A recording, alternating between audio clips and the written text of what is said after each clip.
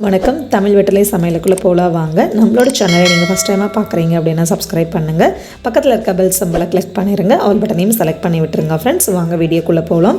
இன்றைக்கி நம்ம broccoli gravy பண்ண போகிறோம். அது எப்படி பண்ணுறது, ப்ரக்கோலியில் என்னென்ன நன்மைகள் இருக்குது அப்படிங்கிறத நம்ம தெரிஞ்சுக்கலாம். ப்ரக்கோலியில் விட்டமின் சி இருக்குது, விட்டமின் கே இருக்குது, விட்டமின் ஏ இருக்குது. இதில் அதிகப்படியான விட்டமின்ஸ் இருக்குது, நிறைய நியூட்ரிஷன்ஸ் இருக்குது. இதில் நம்ம சாப்பிட்டோம் அப்படின்னா நம்ம உடலுக்கு தேவையான அனைத்து சத்துக்களும் நமக்கு கிடைக்கும். முக்கியமாக நம்ம இதயத்தோட பாதுகாப்புக்கு இந்த ப்ரக்கோலி ரொம்ப ரொம்ப ஹெல்ப் பண்ணுது. இது இதயத்தில் அதாவது அதிகப்படியான இதில் நார்ச்சத்து இருக்கனால ஒமேகா 3 இருக்குது. ஒமேகா 3 கொழுப்பு அமிலம் இதில் அதிகமாக இருக்குது. அதனால் நம்ம இதயத்தில் இருக்கிற கெட்ட கொழுப்பெல்லாம் வெளியேற்றி இரத்த குழாயோட சீராக இரத்த ஓட்டத்துக்கும் இது ரொம்பவே ஹெல்ப் பண்ணுது. அதே போல் ப்ரக்கோலி நம்ம சாப்பிட்டோம் அப்படின்னா இதில் 1 கப் அளவு நம்ம ப்ரக்கோலி சாப்பிட்டோம் அப்படின்னா அதில் அதிகப்படியான மருத்துவ குணங்கள் இருக்குது. Vitamin A, B6, B12, E, K அப்படின்னு இதில் நிறைய சத்துக்கள் இருக்குது. நம்ம இதை சாப்பிட்டோம் அப்படின்னா நம்ம உடல் எடை குறைக்கணும்னு நினைக்கிறவங்க நீங்கள் இதை எடுத்துக்கலாம். அதே போல் இதில் ரத்தத்தில் சர்க்கரையோட அளவு கட்டுப்படுத்தி ரொம்பவே ஹெல்ப் பண்ணுது. இதில் ஃபுலேட் சத்து அதிகமாக இருக்கனால இதயத்தோட பாதுகாப்புக்கு ரொம்ப ரொம்ப ஹெல்ப்பாக இருக்கும். கால்சியம் இதில் அதிகப்படியாக இருக்குது. எலும்புகளுக்கு மூட்டு வலி, மூட்டு தேய்மானம் அந்த மாதிரி பிரச்சனையெல்லாம் இல்லாமல் இருக்கிறதுக்கு இது நீங்கள் ப்ரக்கோலி எடுத்துக்கிட்டிங்க அப்படின்னா ரொம்பவே உங்களுக்கு ஹெல்ப்ஃபுல்லாக இருக்கும்.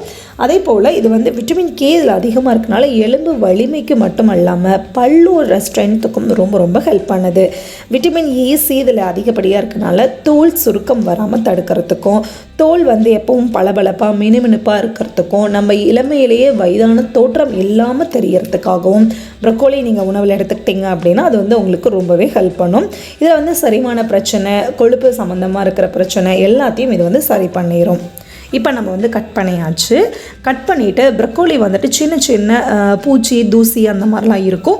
நல்லா நீங்கள் ஒரு 10 நிமிஷம் போல் நார்மலான சில் வாட்டருக்குள்ளேங்க, நார்மலாக நம்ம வீட்டில் யூஸ் பண்ணுற தண்ணி கொஞ்சம் உப்பு போட்டு ஒரு 10 நிமிஷம் போல் வச்சுருங்க. அதுக்கப்புறமா தண்ணியை வடிச்சிட்டு நீங்கள் ப்ரக்கோலி யூஸ் பண்ணிக்கலாம்.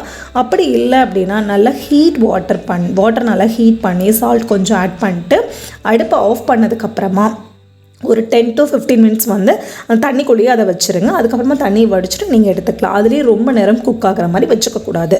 இப்போ நான் உப்பு தண்ணியில் போட்டு நல்லா எடுத்துட்டேன். எண்ணெய் ஊற்றி நல்லா ப்ரக்கோலியை ரோஸ்ட் பண்ணியாச்சு.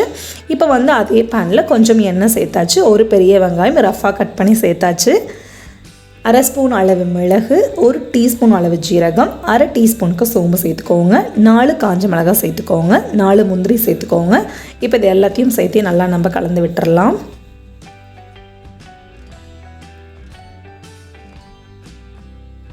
நல்லா கலந்ததுக்கப்புறமா அது அப்படி ஆறுனதுக்கப்புறம் மிக்சியில் அரைச்சிக்கலாம். நம்ம ஒரு பேன் ஹீட் பண்ணி எண்ணெய், ஒரு சின்ன துண்டு பட்டை, 2 கிராம்பு, 2 பிரியாணி இலை சேர்த்துட்டு ஒரு பெரிய வெங்காயம் அதுவும் நீல வாக்கில் மெல்லிசாக ஸ்லைஸ் பண்ணிவிட்டு அதுவும் உள்ளே சேர்த்து நல்லா கலந்து விட்டுறலாம்.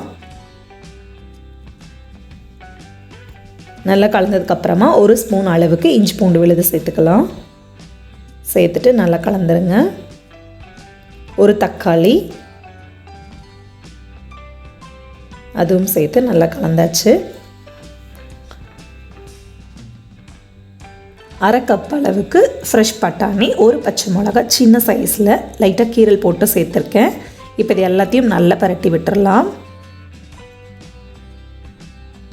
பரட்டினதுக்கப்புறமா தேவையான அளவு உப்பு, கொஞ்சம் மஞ்சள் தூள் சேர்த்துக்கலாம். சேர்த்துட்டு நம்ம வணக்கி ஆற வச்ச மிக்சியில் அரைச்ச விழுது உள்ளே சேர்த்தாச்சு. கூட கொஞ்சம் ஜார் அளவான தண்ணி சேர்த்துக்கோங்க. இப்போ இது எல்லாத்தையும் நல்லா ஒருக்க மிக்ஸ் பண்ணி விட்டுடலாம். இன்னும் கொஞ்சம் போல் தண்ணி சேர்த்துக்கலாம், கிட்டத்தட்ட 1/2 டம்ளர். இப்போ இது எல்லாத்தையும் நல்லா கலந்து விட்டுருங்க. இப்போ நம்ம ரோஸ்ட் பண்ணி வச்சு ப்ரக்கோலி சேர்த்தாச்சு. சேர்த்துட்டு நல்லா ஒருக்க ஈவனாக மிக்ஸ் பண்ணி விட்டுடலாம். இந்த ஸ்டேஜில் நீங்கள் உப்பு கரெக்டாக இருக்கான்னு செக் பண்ணிக்கோங்க. மிளகாய் வத்தல் நம்ம கம்மியாக தான் சேர்த்துருக்கோம். ஸோ உங்கள் காரத்துக்கு வேணாலும் நீங்கள் அதிகப்படியாக சேர்த்துக்கலாம். லைட்டாக ஒரு கொதி வந்தோடனே மல்லித்தூள், தனி மிளகாத்தூள், 1/2 ஸ்பூன் ஜீரகத்தூள் சேர்த்துருக்கேன். இது எல்லாத்தையும் சேர்த்து நல்லா நம்ம கலந்து விட்டுறலாம்.